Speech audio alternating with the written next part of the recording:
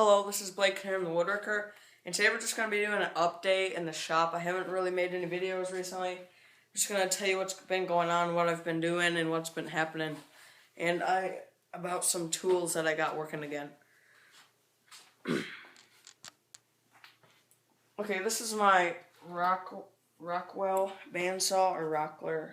No, actually it's Rockwell, or Delta, it says. I got this running again. I don't know if I said anything about it in my past videos, but the electric motor I thought burned out, and I'm going to sound pretty stupid, but there's a reset button on the motor. So I took the motor off and I had it off for a while, and a couple days ago I wanted to try to get it to run again, or I had a few extra electric motors that I wanted to try put it on. The other two ran the opposite way that it needed to run.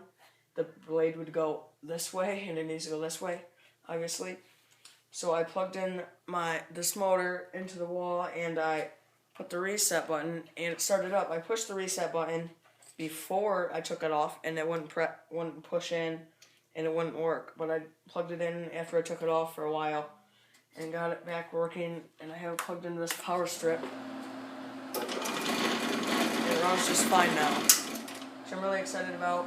I've done a few other projects, and I'm going to be making a few, probably bandsaw boxes. I made one of the bandsaw scoops that Jay Bates and a couple other woodworkers I've seen make. I made a small one for coffee, and I'll probably make some videos on bandsaw boxes, those scoops, and I tried finger joints today, which I'll go ahead and show you. Okay, so this is the box that I had out of scrap wood from my blanket chest project, which I will also show you. And I tried practicing my box joints, or finger joints is what they're also called. On the bandsaw, I just marked them out and cut them out on the bandsaw. It's okay if I did a lot of sanding and got these aren't perfectly flat with each other and everything. I just wanted to experiment because I've never really done them before, and every time that I've tried with my table saw, it did not work out. I'm going to probably try making a jig for the box joints. You've probably seen a few other ones on woodworking channels. I didn't glue these or anything, I just pressed them together to see what it worked, and they're really not that tight either. Like, this one's really loose. Another thing that I've worked on or built, our microwave stopped working, and they have a fan in them, as you probably would think. And I built this little plywood box, just scrap plywood, and I took a piece of canvas. It's this thin canvas, like right here. Just this. It's not like good canvas or anything, but I cut it out. Cut out on my bandsaw and make a circle to cover it up and make it look a lot nicer. I just nailed that off my nail gun, and I added a little bit of glue. And the cord that came off the microwave I wired into the fan, and over here on my power strip I flipped the switch. And it has a nice breeze. I had this grate right here that comes out of the microwave door. The grate's here, let me turn on this light.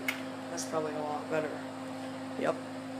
This grate that came out of the microwave door, they have grates in them, and I cut this out with my Dremel using a metal disc cutter wheel, and I nailed it on like this.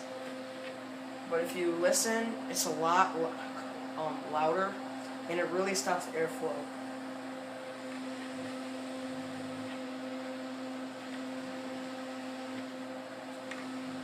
I don't know if you can tell or not the sound difference in the video. But there's a lot of airflow, and this grate is just too small, and it stops the airflow. So that didn't work out. And another thing that I've done recently, I did actually today, is I took this little piece of paper, it's kind of thicker paper, and I cut out the two W's like this for woodworks.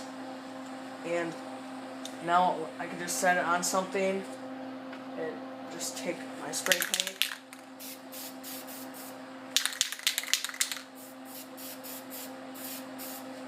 and spray paint it on. Yeah, right there, you see it. I did it. And another one here. I did one right here on the cabinet. And I did one right here on the drill press table. And I also did one on my workbench. I'm probably going to put it on my tools. I want to, but yet I don't, because if I ever want to take it off, I'm going to have to sand it off, and that would scratch everything up, and it would take the color out of the tools and everything. I also did one on my miter saw, though, on the blade cover. I did it on there. And now I'll show you my blanket chest. Okay, so we're having a garage sale, and you can't really tell what this really looks like, but if you look at John Peters' YouTube channel, this is where I got this idea. I really liked his video, and it inspired me to make this one. I made this out of 5/8 particle board, the main box. Then I took 1x4s, which is just 3/4 thick and 3.5 inches wide. And I made face frames and used my Craig jig here on the back. And then I put the trim inside. And then for the legs, I seen how he did it. These are 4x4 posts right here. Oops. These are 2 1/4 long. And then that is attached to this angle piece, kind of like angle iron but wood, and that goes up where it covers all the screws that were right here from attaching the face frames on both sides. And then I just used glue and nails on these so you didn't see it, so that covers it up. And I have 2 hinges on here. These hinges are like spring hinges, but you have so much leverage and weight on the door you don't even notice it. And the same with the front. I'll try to edit a picture, I've never done it before, of the front and everything. I don't know if I can with the app, that YouTube Capture app. I'll try. So this is my blanket chest. We were having a garage sale. That's what this table's for and everything. And I'm trying to sell it. I'm also selling this folding stool. Let's see if you can see this in the camera. Yep. Okay, so this Steve Ramsey, I got this idea from. I just followed his video to make it. It all squeezes together. A little difficult sometimes because of the dowels. When it folds up, you can carry it by here, and you can fold it out. Just put these straight out like this. And push it together. Sewing this. I just put that in there. I have this wine rack, which is made from pallet wood. You set your wine bottles up here and you hang the wine glasses upside down in here. And I made this, one of these spinny spiral things. I also got from Steve Ramsey's idea. And it's just a threaded rod going all the way through. Then all these in a spiral and an eye bolt here. So when you hang it, it's supposed to spin in the wind, but this isn't really a spinning eye bolt. But it moves a little bit.